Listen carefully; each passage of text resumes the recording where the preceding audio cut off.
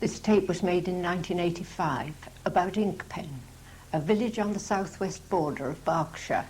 The rather curious name Inkpen has nothing to do with ink or pens. It is the place where a Saxon chieftain named Inga penned his cattle. Inga's pen or stockade. Visitors to Inkpen are usually looking for the gibbet on Inkpen Beacon, where, it is said, George Broomham and Dorothy Newman were hanged for the murder of his wife and son in 1676. The gibbet rotted away and was replaced by another which was struck by lightning. A third was blown down in 1949. Number 4 was erected in May 1950 by Mr. Alfred Carter. Happily, none of the later models has been used. Close to the beacon is Walbury Hill, 975 feet high, and the highest chalk down in England, crowned by Walbury Camp, dating from the early Iron Age. An ancient track runs along the ridge, which is the watershed dividing the basins of the River Test, flowing into Southampton Water, and the Thames running into the North Sea. Close to Inkpen Gibbet is a long barrow where the ancients buried their dead. These folk lived on the downs partly for safety and also because the valleys were swampy and thickly forested. There were potters at work in the village 4,000 years ago. A beaker of that date was unearthed at Totterdown by Mr. Cully.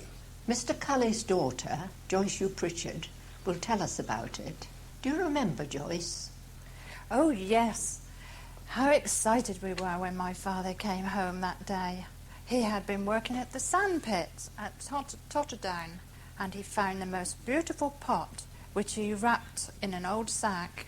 He called it to school on his way home to show the children. My mother thought it was junk and would have thrown it away. As he unwrapped it, he said it was full of gold. But of course it was only sand. Len Tuck, who is himself a potter, will describe the beaker. Well, it is about 11 inches high, coated with red ochre, which has been burnished with a flat stone. After that, a decorated design was made with a sharp bone tool. Another vessel found at the same time was a beaker pot with 4 legs. Unusual, really. They are both now in Newbury Museum. Do you know where the beaker folk came from?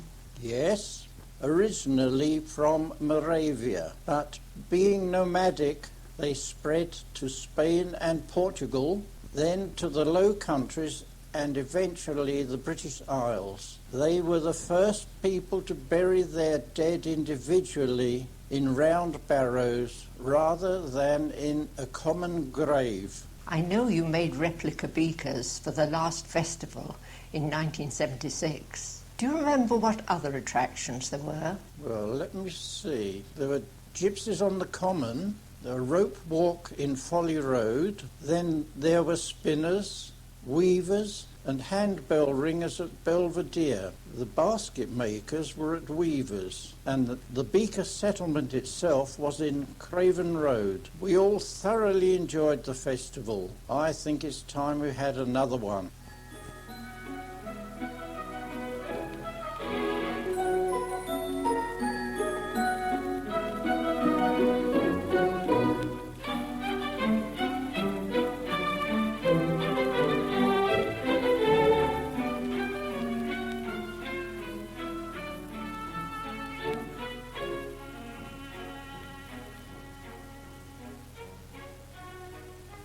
The manor of Westcourt was given by Hardy to Roger of Inkpen in the 10th century.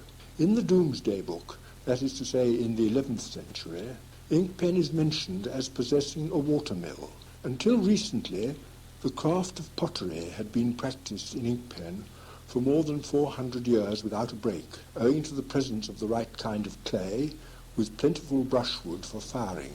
Beryl Carter, whose family have lived in Inkpen for generations, knows about the potteries. Yes, there were 2 or 3 potteries in Inkpen around the latter part of the 18th century. The last one belonging to David Buckridge, closing down around 1906. They made flower pots, bread crocks, from red clay, and were taken as far as Marlborough and Whitchurch by horse and wagon to be sold. Can you tell us about the sawmills? The Edwards family lived at the sawmills for many years and were much a part of the social as well as the working life of the village. They were a talented musical family, interested in singing and brass bands. They took bands to contests and the newly formed choral society to the top at the first Newbury Musical Festival in 1927. What about in business? In business, they were house builders in early days, funeral directors, etc. Two of their works that remain today are the Lich Gate at St Michael's, 1934, and the fourth gibbet erected in 1950. This has been vandalised and repaired 3 times, the last time in 1979. Didn't your father make the one in 1950? Oh yes, that was made from a 150-year-old 50-foot oak tree from the Fens. My father worked for Edwards's for 57 years, until he was 80. When the gibbet was cut down again, my brother and his nephew made the present one. I've heard that people checked their clocks by the sawmill whistle. That sounded 4 times a day, and we miss it so. Basket making survived in Weaver's Lane until 1950, while at Folly Cottage there are traces of an old rope walk, evidence of another country industry, sadly no more. One of the few remaining cottages dating from the 16th century is Puddle Wharf, where they made cloak and blankets. I am Catherine Ledward. I came to live in Inkpen as Catherine West with my mother over 40 years ago. I've known Puddle Wharf, one of the oldest half-timbered cottages left in the village, for those 40-odd years. I knew the then owner, Claire Woolner, the daughter of the famous sculptor Thomas Woolner of the Edwardian era. Puddle Wharf is the only remaining weaver's cottage in Weaver's Lane. About 50 or 60 years ago, there were several cottages nearby. In the Doomsday Book, there is a reference to Inkpen, spelt I-N-G-P-E-N, and the mill that was in Weaver's Lane, where there existed a small blanket and silk weaving industry. This mill was thought to have been closed about 1880 and presumably destroyed. The story has been told for many years that the wool was put on small barges and carried down the river, Ingle, to the cottage, where it was woven into blankets. My husband and I were lucky enough to purchase Puddle Wharf when it was offered for sale in 1976. There were once 3 blacksmith shops, one at the lower green and 2 at the upper green.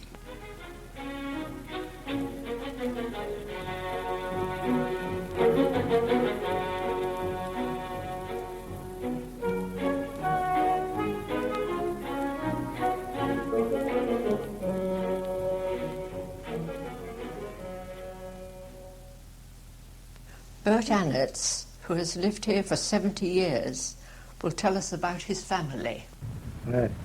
My father, when the 1914 war was on, he was working at Cottrell, opposite Barr's Timber Yard at Hungerford. There was a foundry there, and that's where my father was working when he was called up for the 1914 war. After the 1914 war, he came here to live with my grandfather. Granny died in 1914. And the funeral expenses was £4 some odd. 4 bearers, 2 shillings each. And Mr. Charlie Hercombe was the undertaker. Well, what did your father do when he came? When he came here, he didn't have no regular work, so he went rabbit catching for Major Hood. And also, he went into the Rivers on Coombe Mill cutting poles. When I was on holiday from school, I used to go up with him and help pull the poles out of the cot. The small ones I used to bring, he used to bring the bigger ones. Then after that, he went to Edwards's, the sawmill people at Inkpen. He was there for 25 years. His trade was a blacksmith. And when did he die? And, When did he die? oh, he'd been dead, it'll be 16 years come April. Oh, He was the age of 92. Wonderful age. And at the age of 80, I think he was 89, he was out clipping the hedge. Dr. Gilman come along. He said, "Hey," he said, "it's time you left that alone." Yeah. and you went to school here, didn't you? Oh, yes, Father, yes. Yes. Who else was at school with you? And Who else was at school with you? George Oh. Lovelock? there was George Lovelock, Charlie Barnes, several round here, I couldn't say that. 2 of the Palmers, 2 or 3 of the Batlins. Any of the girls? What about the girls? What about Phyllis May? Oh, yes, she came from the other end. She come from Rook's Nest Farm. When I went to Inkpen School, on the average, there was 180, sometimes 190. And I've been noted up to 202. Then? When I left school, the first job I done, I went to Totterdale. I was in the late Mrs. Weston's time. She was a great churchwoman, and I used to walk from here to Totterdale night and morning, every day of the week, bar Sunday. At the end of the week, I got 5 shillings. And how old were you then? 40. When I get up there sometimes mornings, Mr. Cruz gardener, Yes. he used to say they want you to go to Hungerford to do some shopping. I used to walk across the field by Amble and out by Cole Harbour and across Hungerford Common to do some shopping. Mr. Cruz was gardener there then, and he was at Totterdown in the cottage for 56 years. He was a nice man, very nice. He didn't expect a boy to do what a man ought to. Then I went to Edwards's, the sawmill people. Well, same as your father? Yes. I went in the blacksmith shop to do all the fitting up of the ironwork and the drilling. Oh, went up to Miss White's at Manor Farm. Miss White's Manor Farm. Oh, yes, where the Fenimores are That's now. right. And what did you do there? Oh, I used to build the ricks in the harvest time, and all sorts of jobs what she wanted done. Drove a tractor. And what did you do after that? Oh, after that, you see, I come back to Westcourt for the Colonel Scott, for the late Colonel Scott. He was a nice fellow. Army son, proper army man. And when did the garage come to Inkpen? Oh, I couldn't say that. What would it be? Oh, between 30 and 40 years ago, I think. Because there was a chapel there, wasn't there? Yes, oh yeah, yes. It belonged to Mr. Billy Fox at the finish. After they finished having services, Mr. Billy Fox bought it. And he used to let the village band practice in there in the week. Yes. And you played in the village Yes, band, didn't you? yes, yes. What did you play? The trombone. Oh, we used to enjoy it. At Christmas time, they used to go around playing choral. Yes. Recognizing Boxing Day was to be down at the Vicarage at the Reverend Butler's place. We had to be down there strict by 2 o'clock. He was a good old man. He was a good fellow. He used to take interest in everything in the village. He took interest in the football, cricket, village band, flower show. He was there, the Reverend Butler. And Nice. did you put things in the flower show? Oh, yes. I still have the Walbury Bowl, what I won, for the fruit vegetable section. Want cleaning? Oh, yes. We used to have a baker come here, Yes. a Mr. Hatton from Ham. And late years, Mr. Norman Langsley had the business. Oh, yes. And that's all finished now. There was some good bread.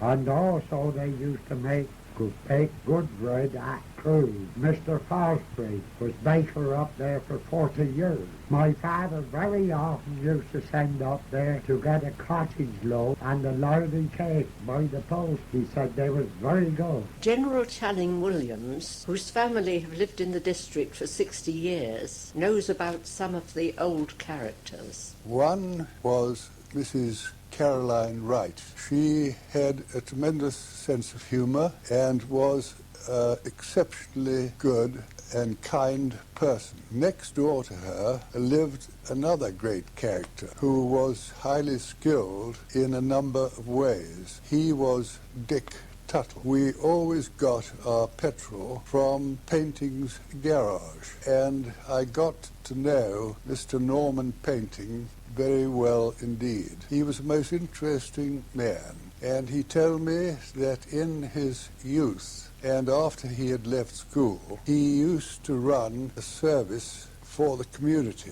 Not only did he carry groceries and other commodities of that nature, but he was also required in some instances to carry livestock, including crates of chickens, some ducks, and on one occasion he found tethered to his horse and cart a small heifer. He made me laugh on this occasion because he told me that he had only got about a mile out of Newbury on the way back when he realized that the poor little heifer was quite incapable of walking the 8 miles back to Inkpen. As he could not put it on the cart with safety, he therefore picked it up in his arms and in fact carried the animal all the way back into Inkpen. The present-day parish of Inkpen covers about 8 square miles, extending from the ridge of the Downs at a height of about 900 feet to the valley of the Windrush stream at 400 feet. Its 700 inhabitants live on a plateau at the altitude of about 500 feet, known as the Upper Green and the Great Common, and round the Lower Green, where the Windrush stream falls away through the fens to join the Kennet River at Kintbury. Lillian Watts knows more about the common than the rest of us.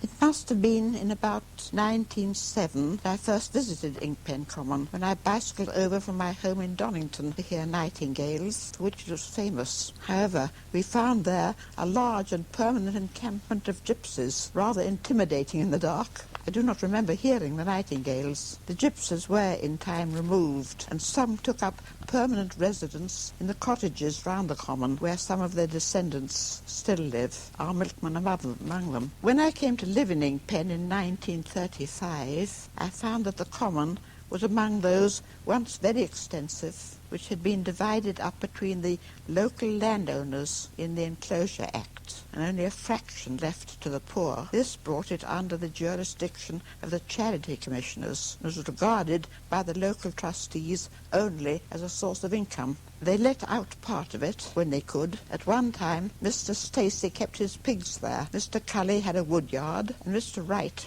rented a part on which to throw his garden rubbish. But the paths there were of short turf, velvety, grazed by rabbits, and many of the locals cut beautiful sods there for their garden lawns. Seeing possibilities when I came to live in Inkpen in 1935, I rented 12 acres in the centre, cut down the bracken and the gorse, after which the heather was able to spread. In the path edges, I found a violet I did not know. I got it identified by the Nature Conservancy as Viola lactea, which grew nowhere else in the county. On further inspection, the Conservancy declared the whole common to be a site of special scientific interest, after which the Berks, Bucks and Oxon Naturalist Trust not only took care of it, but paid a considerable rent for doing so.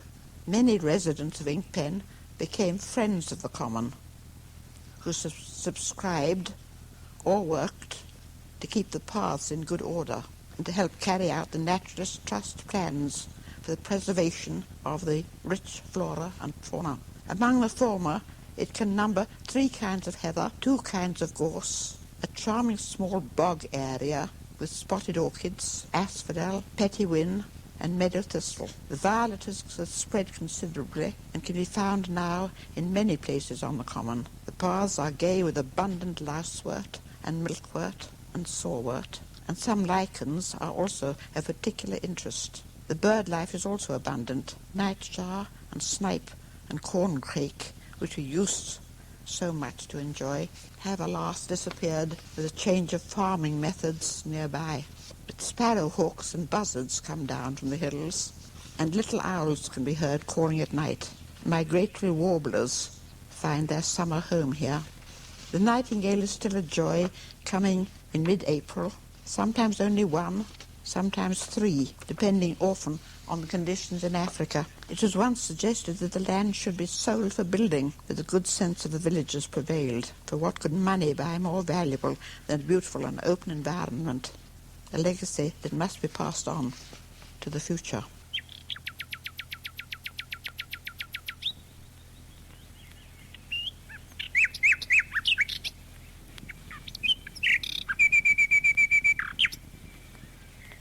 In 1948, the Black Legend film telling the tale of George Broomham and Dorothy Newman was made by Alan Cook and John Schlesinger, with local people, some of whom still live in the village, in the cast.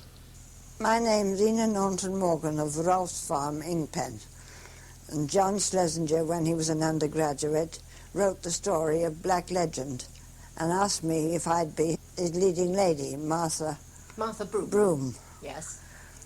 And they used the interior of our house for all his pictures, and you can still see, if you see the film, all the pewter on the mantelpiece, that it's our sitting room. Yes, yes, that hasn't changed all that time. Mm-hmm.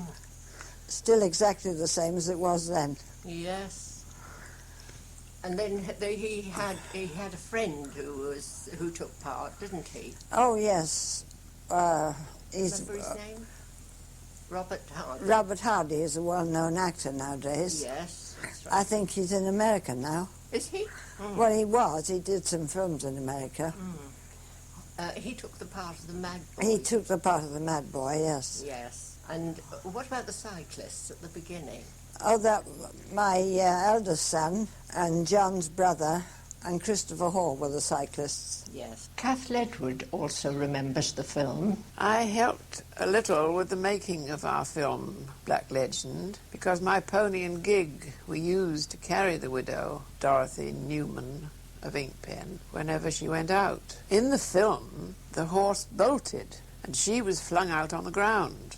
George Broomham, the Thatcher, was passing. He rescued Dorothy, righted the gig, and drove her home. And this is how the illicit association began.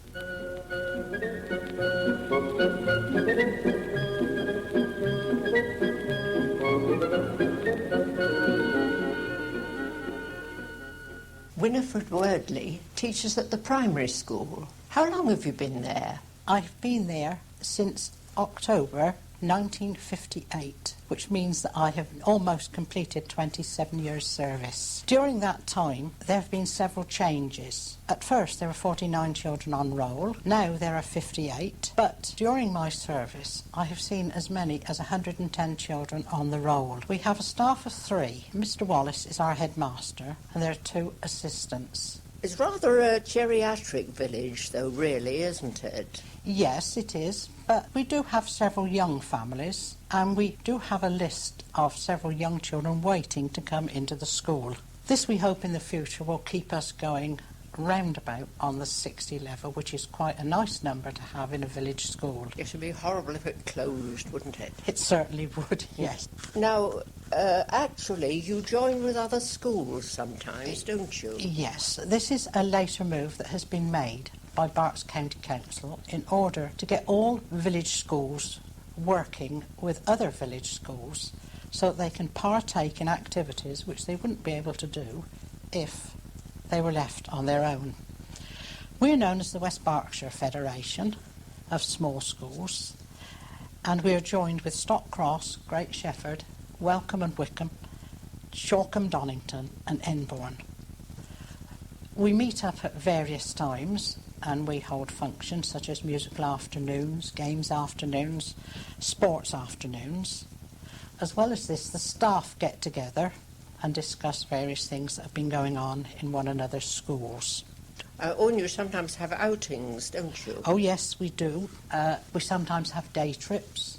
And last year and this year, some of our senior children are going on a work week to the Malvern Hills, where they'll all stay together in a place called Linden Manor, and they'll go out to various points of interest, and when they come back they will use this as a topic for the rest of the term. But actually, the building isn't the original school, is it? No, the original school was where we now call the Old School House. This was built in 1850 and designed by Edward Street, the well-known architect. Oh, yes, it's actually mentioned in Pevsner's Buildings of England, which is quite a classic. Yes, I do know, but in the book, the photograph is not of the old school, but of the present school.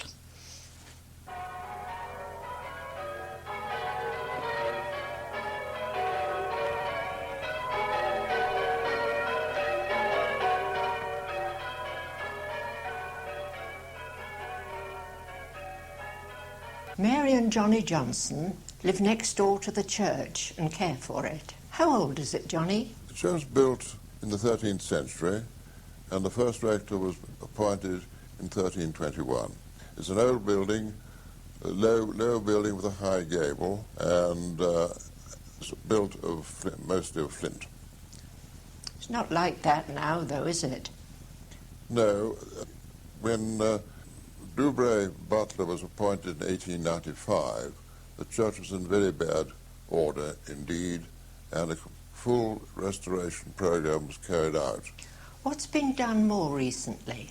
Since then, Lichgate was built in memory of Dubray Butler. In the church, a new organ was donated by Colonel Malcolm Scott, and the old organ was removed and placed in Combe Church. The lighting was renewed by the legacy from Mr. Martin McLaren. A main water supply was put in with a legacy from Colonel Malcolm Scott. Geoffrey Luton built a catwalk up into the bell tower, and all the debris from Jackdaw's nest was removed. The font cover was removed and is now placed in St. Gabriel's Church. A new cover was carved by Mr. Ron Lane, and that is in position on the font now. Yes.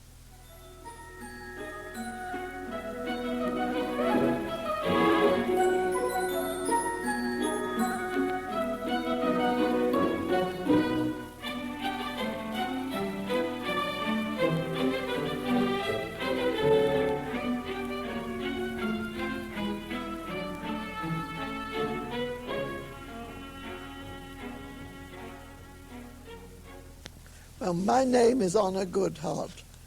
I was one of the founder members of the Inkpen Women's Institute, which started in 1929. Can you remember any of the first members, the other founder members?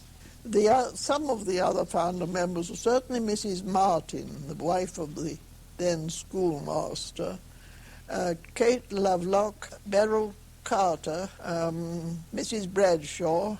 Mrs. Marriott started the institute and went up to London to the executive committee and found out all she could about it and the running of it. And she turned into an exceedingly good, efficient president. And at that first meeting, she told us a little about the running of the institute, and she laid stress on the trading stall. Mrs. Marriott engaged a good many most interesting speakers for us. I remember one excellent speaker on laundry. Well, you'd think that all the housewives knew about laundry. They must have done it all their lives. But they learnt a lot at that, and how to hang up the washing, etc. We had a very good lecture a bit later on stuffing cushions and how to do the edges of a cushion so they didn't show at all. Then the war came along and we made hundreds of bandages. And I think we also made slings, but I can't remember of what. I don't think we collected sphagnum moss, though I think possibly some people did. You know that it was used during the First World War as a dressing. During the war, we used to do quite a lot of play reading, various members taking parts. And then we went on from that to acting, and I think it was about that time that Inkpen started the system of having group meetings, which still goes on. And during our first group meeting, we acted a scene from Romeo and Juliet with Dela Bradshaw as Juliet. She was an almost professional actress. She was extremely good. And the fact that she was heavily pregnant at the time didn't seem to make any difference to her portrayal of Juliet. We went on with our acting at intervals after that, and we produced a miracle play for, I suppose it was a Christmas during the war, with Marjorie Carter as the Virgin, and a lot of the fairly young children as angels, and it really was a great success. I am John Marriott. My family came to live in Inkpen at Totterdown in 1924, so we've been here for over 60 years. This tape brings back many memories to me, and I particularly remember my mother's involvement with the start of the Inkpen Women's Institute, which has been described by Mrs. Goodhart. We have a beautiful milk jug, which was given to my mother by the ladies of the village when she retired as the first president. Bert Annett remembers the village flower show, which was always held at the old rectory. Long tables down the Lime Avenue, piled high with produce, in competition for the much-coveted prizes. On the lawn outside the house, the silver bland played, and at the far end where the tennis court now stands, there were swings and roundabouts, and coconut shies. How important it was for a boy to win one of those coconuts. The cricket ground in those days was between the old rectory and West Court. Not a very flat field, or a good pitch, but a lovely setting, and the Reverend Butler, an old-fashioned parson, with 2 hunters in his stable, adored the village cricket, and usually acted as umpire. In addition, he provided tea for both teams. Some things in the village have changed dramatically, but many have remained the same. We only have 2 public houses here nowadays, as the Craven Arms and the Olive Branch sites are private houses. Few people will know there was a lovely Elizabethan farmhouse and outbuildings at the fold in the hill, near to Sadler's, or that there were 4 or 5 thatched cottages lower down, opposite the wood. Most of all, I regret the end of the small holdings throughout the villages. Thorpes, Foxes, Lovelocks and Clarks were some of the families who ran these small holdings, and that was where our milk, our butter, our cream all came from. In addition, some of them provided delicious poultry for lunch on Sundays,